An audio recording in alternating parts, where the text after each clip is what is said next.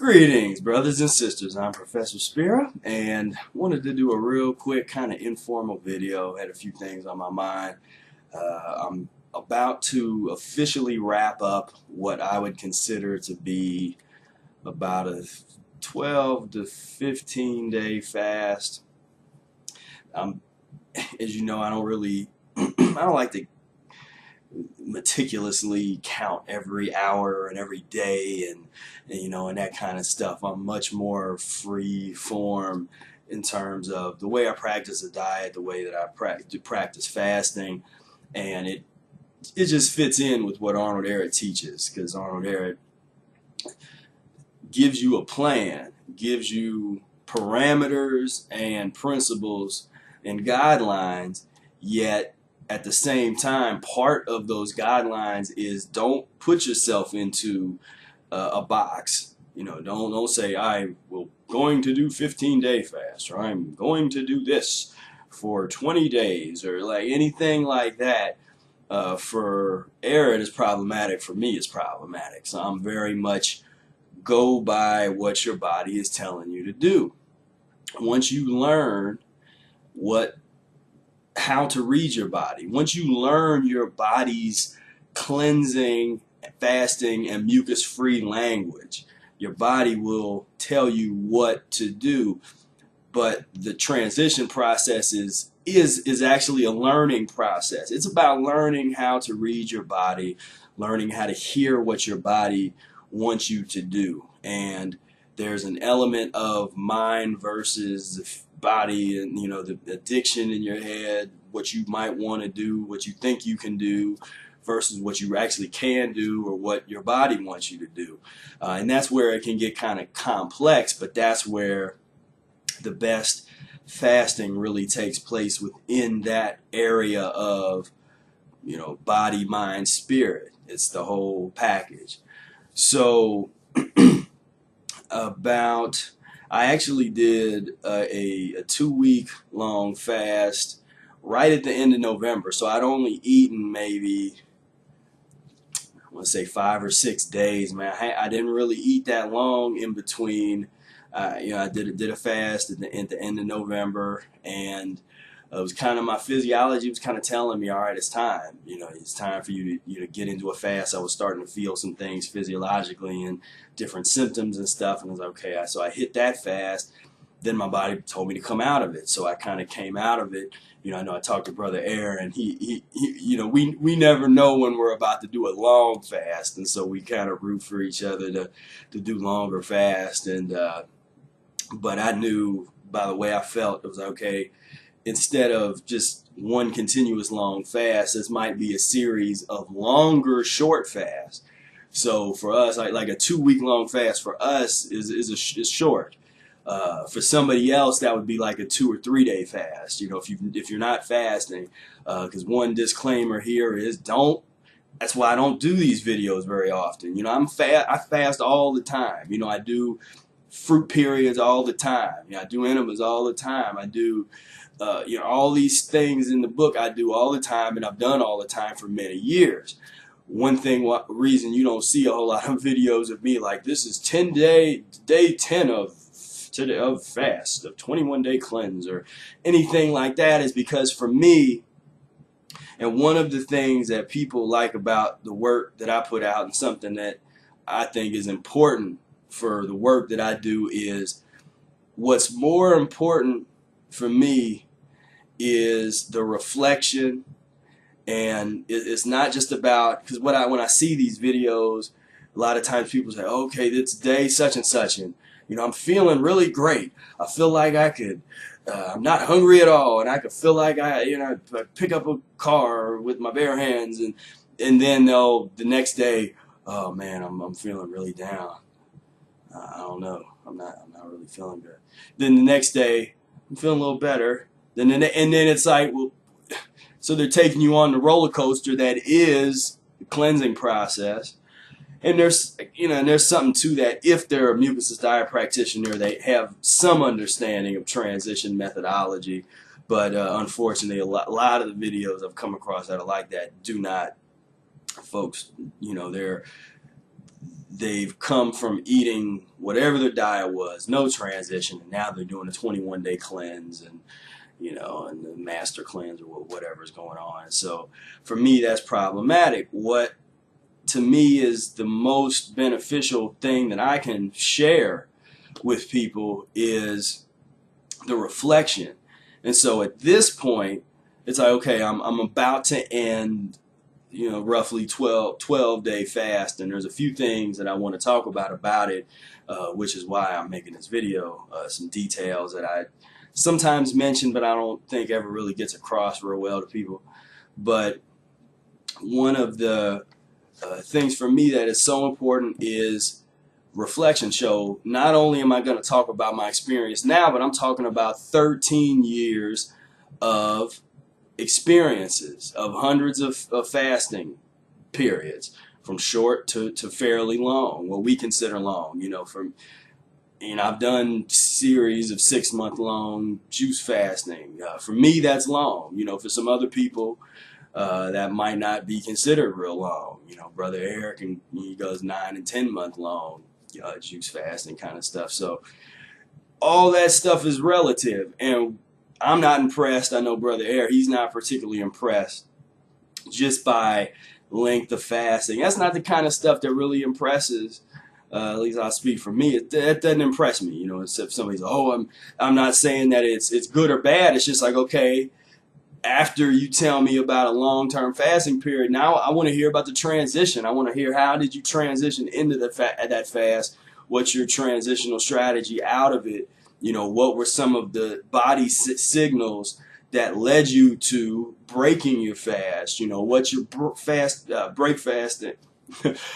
breaking methodology? Those are the kind of things that really impress me about Mucusless Diet practitioners. That it's about the nuance, and then it's about the reflection. It's about constantly being aware of what's happening, and being real. If you walk down the street, in the early days when I would fast, I would still crave the meat, I would crave the different dairies or whatever, and I go outside and I'm smelling restaurants, and it's causing my stomach to sort of kind of do a little move, and I start to fantasize about what would it be like eating that stuff again, and then these days that doesn't really happen like that. I smell this stuff, and if anything, it's kind of repulsive. I kind of don't like, I don't really like those smells at all anymore. If I smell some vegetables cooking or something, that might trigger something, but it depends on what's going on in the fast. So for the past several days, I've been thinking about, like, okay, I wonder, starting to feel, and it's really hard to describe what the experience is like what the signal is for my body when I know it's time for me to break the fast. But I can just feel, the best way I could say is, the elimination is starting to shift. My stomach is starting to feel a little different. But several days ago, when I started thinking, okay, is it going to be time for me to break the fast, I didn't feel anything yet. I didn't feel any interest in eating anything. I've still had my enemas going real hardcore. I was getting some nice waste out of there. Everything was kind of rolling, but I gave myself the moment to kind of think, like, okay, what, should I consider that? And the body was like, nah, man, just keep this up, at least for a couple more days, keep it going. Then, when I knew that, okay, it's probably time for me to start transitioning into full-blown eating mode. Now, for me, the line, for me personally, and where I'm at physiologically now, fasting truly ends when I consume vegetables. So if I'm eating small amounts of mucus-free fruit, my body still is, I don't feel, it's a feeling, it's a shift that I can feel when I go from, okay, this is still fasting, what I consider my fasting mode for my body, and then when it shifts over, okay, now I'm eating full-blown eating. And what I've tried to do over the years is transition, is really experiment with different types of fast-breaking transitions. And I find that that's where I can actually really see the stuff that's most challenging for me. You know, some of the eating modes that I pass through while I'm getting back into the full-blown eating mode. I would like to be able to extend those periods for longer longer periods of time. But another reason why I even don't talk about some of this kind of stuff is I'm always kind of experimenting, but I'm always experimenting within the context of Arnold Ehret's principles and Mucusless Diet Healing System. So I do a lot of experimentation and a lot of reflection. That's the key. That's where Spira Speaks comes out of that, and my ability to do the annotated Mucusless diet. Besides talking with dozens and now hundreds of people that practice the diet over the years, and do intensive self-reflection. And I can't, if anybody wants to get something out of this video, I would say self-reflection. And don't jump to conclusions, because your initial inkling of like, well, this is how I feel, like that's no good with this. That's not that. There's a difference between this is how I feel about this, like an opinion kind of thing, and really learning how to read the signals of your body. This is how I feel actually doesn't have nothing to do with the actual signals of your body. And hopefully some of you know what I'm talking about. I'm in new territory because I've not necessarily tried to talk about some of these things, because it gets very empirical. It's very much your experience, and we've not yet developed a great language to talk about this topic yet. I mean, we really haven't, and not to where we're trying to take it. With the longer fasting, like Brother Air says, he doesn't have anybody he can really talk to that's doing what he's doing. He can't just call on the phone, talking about, hey, yeah, 9 months into this fast, and so like where some people right now, on the forum, you can talk with other people that are starting to transition or starting to do enemas, or maybe a couple years into the diet. You can have dialogues with like-minded people and peers, people that are doing what you're doing. He's kind of on his own to a certain extent. He can talk to me a little bit, because I've done a little bit, but I haven't practiced a diet for 40 years, or anything yet. So, and there's certain things that I'm doing that I know I can't really talk about with a whole lot of people myself, just in the kind of experimentation things I do. And that's just part of this. That for me, that's just always been part of the diet. It's changing a little bit just because there's community is growing, and there's more people that you can bounce ideas off of and stuff in a public forum kind of setting, and now private messages and people are meeting each other and all that good stuff. So that's all great. But as far as just a little explanation of where I'm coming from and why I do what I do, that's part of why I don't do a whole lot of those videos of like, okay, this is day 10 of this fast or whatever. But but one of the reasons why I made this video was, and I wanted to do it before I officially break, is even though I've been eating a little tiny bit, you'll see what I mean. And this is where the point gets a little more complex, and I think a lot of people miss this nuance that I tried to bring to the table. This is actually something that I think that I'm kind of bringing to the table. Is I break my fast different than Brother Air breaks his fast. He breaks his fast a little bit more by the book, I think. Mucusless diet, the fruit breaking fast, and there's even been times he's mentioned that he's even broken in with vegetables a couple times in recent, just talking to him and stuff.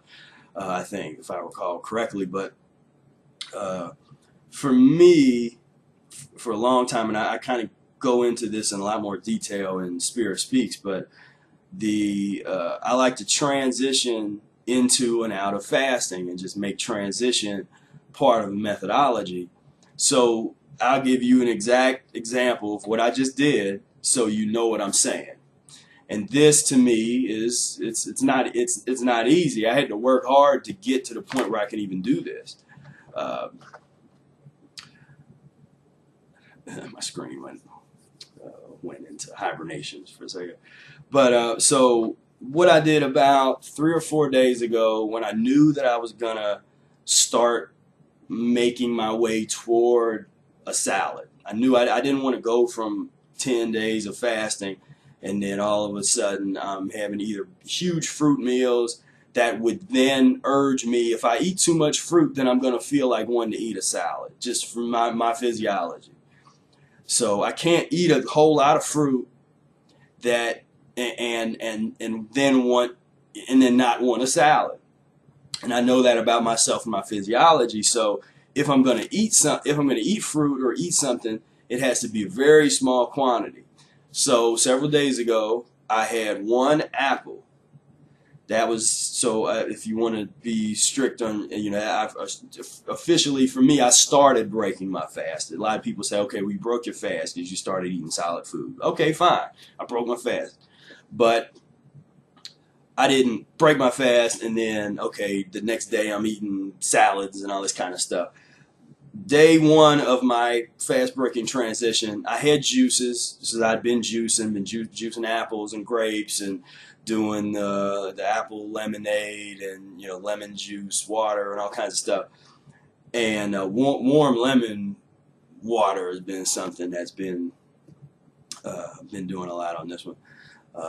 And I didn't even talk about how I even got into this fast. I actually had a throat elimination, and I had a couple of days my throat was messed up. And if you checked me out on the radio show, you could hear that I was dealing with something, but I was trying to be real on the video saying, or in the radio show saying like this. I'm not out here trying to tell people that this is all roses and sunny days and it's all fun and games. This is hard work. This is real dedication, and this is real discipline, and the elimination is not pleasant, and it comes and it doesn't go away after 1 or 2 years of practicing the diet. It gets deeper, but it does change.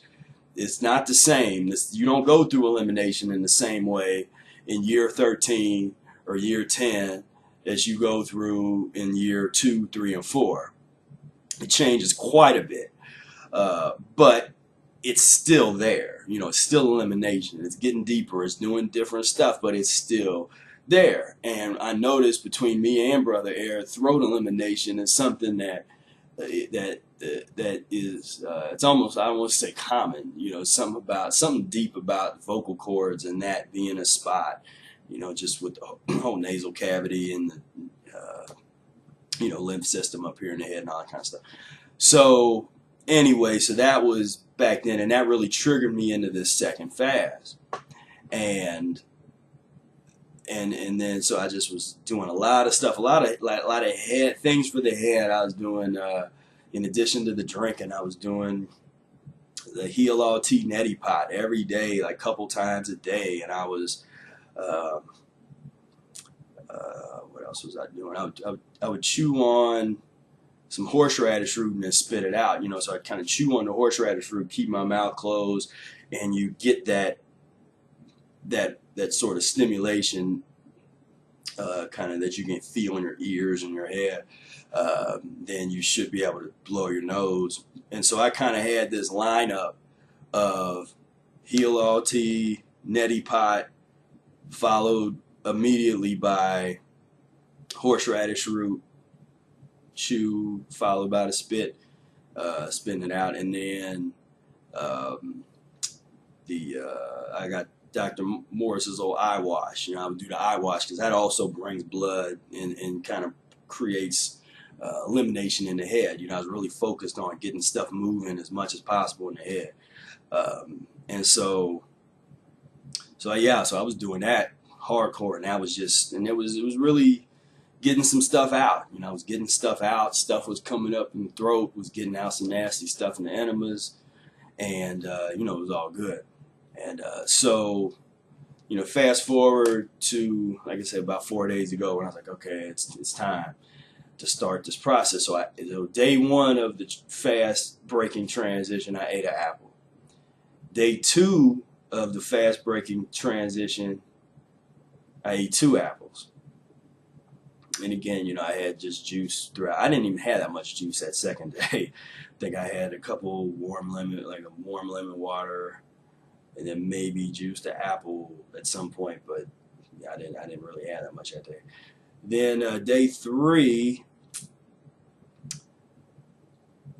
I had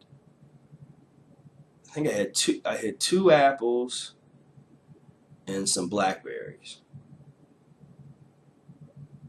Did I have 1 apple? See, and that's why I don't like to keep track. So I just like to do it, you know. And then in the reflection, stuff kind of comes back because I kind of meditate in a lot of those kind of details. But I know the new thing was the blackberries, and so I kind of threw some blackberries in there, and just about maybe 10 or 12, not that many of them. And then and then today I had some blackberries early in the day. Like I think around lunchtime I had some blackberries, and I've been juicing, and then I had an apple, and I had 2 apples this evening. And so for me, after that type of transition, you know, I'm ready for a salad. If I was to eat a salad tonight, or if I was to wait until tomorrow, or whatever, physiologically, it's not going to be as much of a beatdown for me to eat a salad, because when I go from and this hadn't been a long fast, but even if it's a short, you know, it's just whatever, week-long fast or something. If I go from that and then with no interruption or no nothing, I break it with a salad, it just feels terrible, because the salad, you know, we're fruit eaters just biologically, so vegetables don't really eliminate great for us anyway. So it you know, a salad just is complicated, and it just takes a minute to eliminate out the body, and you know, and I get all sluggish and I feel just high and out of it and stuff, you know. And so, but if I kind of transition better toward it, it's not that bad, you know. It's not so much a shock to the system by the time I get to the salad meal.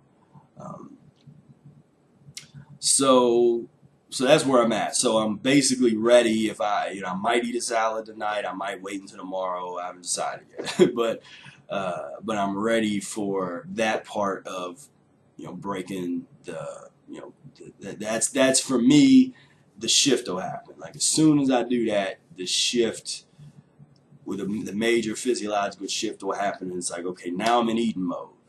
And then I have a lot of observing to do. I'm looking to see, okay, physiologically, do I have symptoms that come back? Do I have from before? If I have symptoms that come back, that means I probably need to jump back into a fast, because I didn't really get everything. So take a break for a couple of days and get back into the fast. You know, look at my energy level, because my energy level has actually been really high on this fast. The main issue this fast has just been the throat elimination, which was actually getting into a lung elimination. And I've never had a real intense lung elimination, and I've always known that at some point I'm gonna have some kind of lung elimination. And this one still didn't get as deep as I know it's gonna get one day. If I, you know, and instead of, you know, digging in and trying to, you know, it's for me, what I've seen over 13 years, that's that kind of mentality of, okay, I'm just going to keep digging in, and then I'm going to dig in again, you know. I'm just never going to stop the fast, and just I'm going to go and go and go until I'm totally healed and all that. For me, that would have never worked. I know there's some people, some physiological conditions and situations, and I know, you know, Dr. Morris's methodology sometimes is along those lines, and there's an attitude about doing that, and that's for some people. It's not for me. You know, transition is for me, and that's what I've found to be effective and permanent over time. and just rational, just making sense methodologically. So because sometimes you don't know how long something's going to take, and you could be working on an ailment for because again, what you think about the length of time has nothing to do with how long it's actually going to take. Your opinion on length of time, something your body takes to heal something, is irrelevant. It should have happened sooner. I wish. No, that's irrelevant. Time in the arena of healing is irrelevant because we can't say how long something's going to take. All we can say is we know something eventually is coming. I know something deep in my chest is probably going to happen sooner or later because I never really had it. Still got a little bit of stuff in the throat, but it's just a lot better from where I couldn't even talk 10, 14 days ago. But so yeah, so that's kind of where that is as far as just this is super off the cuff. I don't even do a lot of these kind of videos really where I'm just kind of off the cuff and I'm really talking about what I'm going through. Hopefully you like it, and I know those of you that really follow me will probably enjoy this.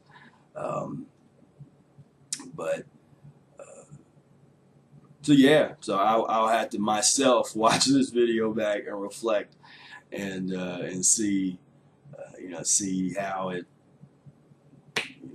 how it goes. Because the other thing I always think about in terms of the content that I put out is pedagogically, and as it has to make some kind of sense in terms of education and or at least I like it to, over the course of a number of different videos, we're hitting different topics and answering questions and all that kind of stuff. So I'm just aware of a lot of those things, but I just kind of wanted to try and get this point across about the transitioning into and out of fasting. And we'll see, and we will see when I totally break this. I might be back on it in a couple of days. I might not do another fast for a couple of weeks.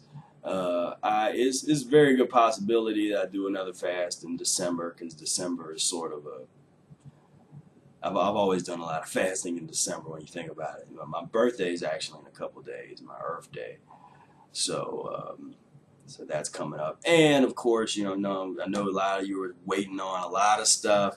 And I know I keep saying it's coming out, and it is. But those of you that are here right now, you're seeing the reality of this. I really do this. I really practice this Mucusless diet. I'm not just out here talking and all this kind of stuff. Like, I practice this.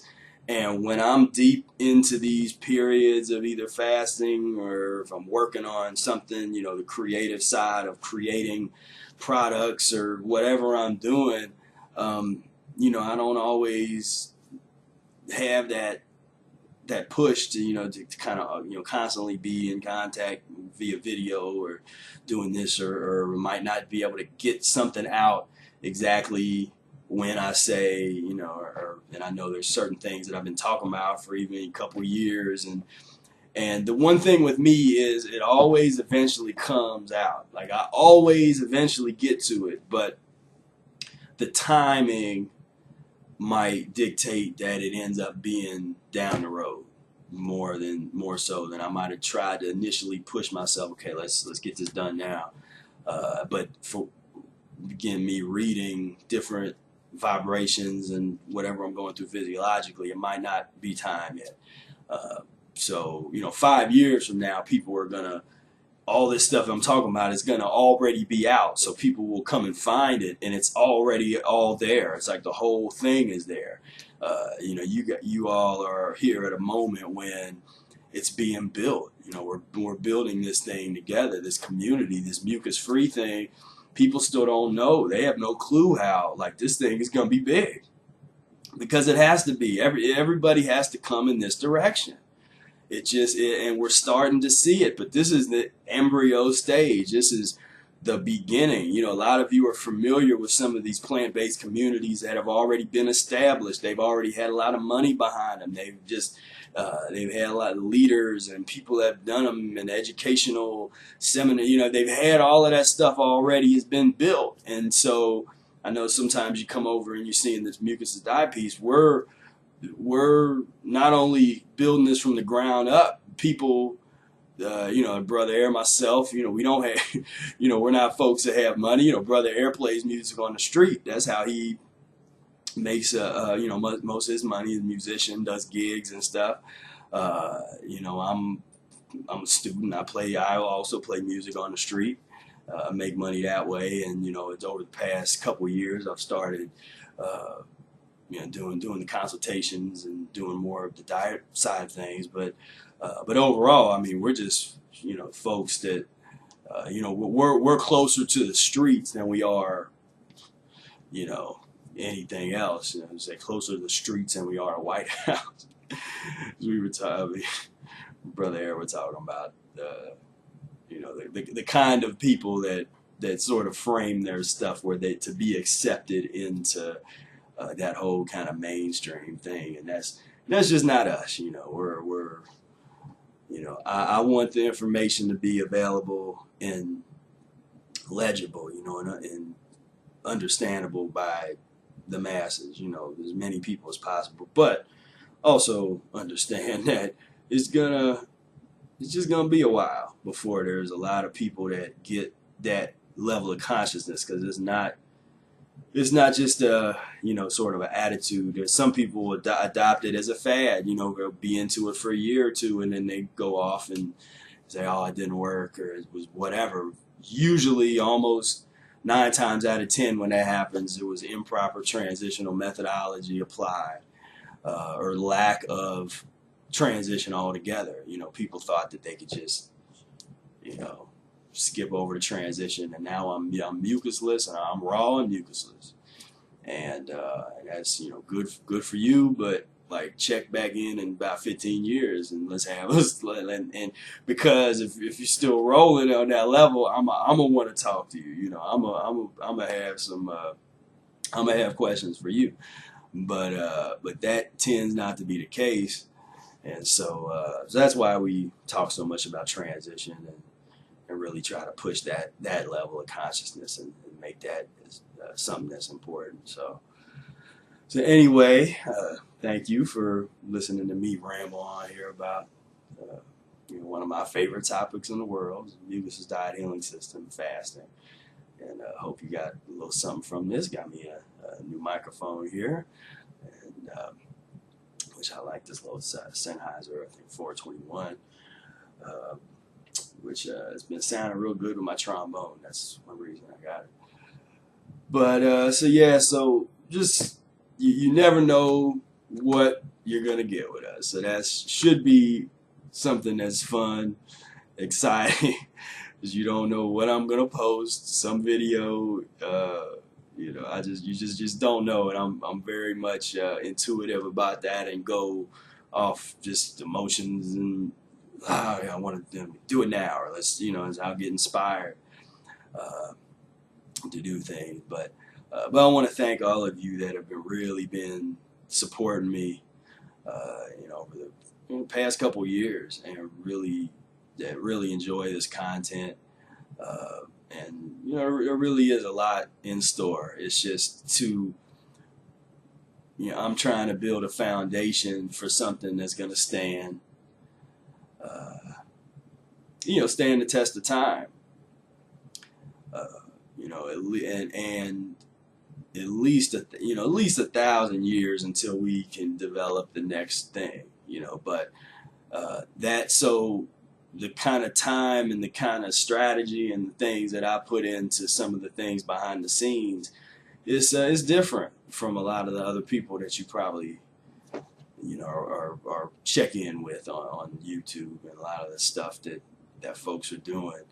Um, so and I've just learned that myself. The building the foundation is big is what our vision is for the future. Um, it takes a long time, and when you have limited resources, as we do, it even takes more time, and more energy. And and I'm happy to do it. This is what I feel like I'm here to do. So I don't have a problem with that. But I'm just saying, because I know there's been, as folks wait on stuff to come out, that it can probably a little frustrating. It's like, man, you've been talking about this for so long, it's still not out yet. It's like I know, and I appreciate you guys being patient. Like I say with Tony all the time, that for me, the thing that the Mucusless Diet taught me almost single-handedly has been patience. You got to be patient with yourself. You got to be patient with the way the universe functions and time. All your preconceived notions of how long something should take and your desires and what you want that always usually have some kind of time component. It's irrelevant. You got to learn how to throw it out and not worry about it and just focus on the substance of what you're trying to do and where you're trying to transition to and what you're trying to do, where you're trying to go. And so again, thank you guys, and there will be some more content, coming at you. I've recorded several things that I just hadn't had time to go through and post up. But they'll be coming at you. The audio book is it's almost halfway. I mean, it's more than halfway done, but I mean, it's close. I really would like to be able to put it out there before December 25th. But we will see. We'll see how that goes. So I'm not making at this point. I'm not making any promises based on time. For right now, because the time component is the thing that is kind of tough right now. But there's a lot of stuff. Today I was working on it's kind of going to be like a little ebook that you can download for free. But it's top 10, my pick for top 10 mucusless foods. So that'll be fun.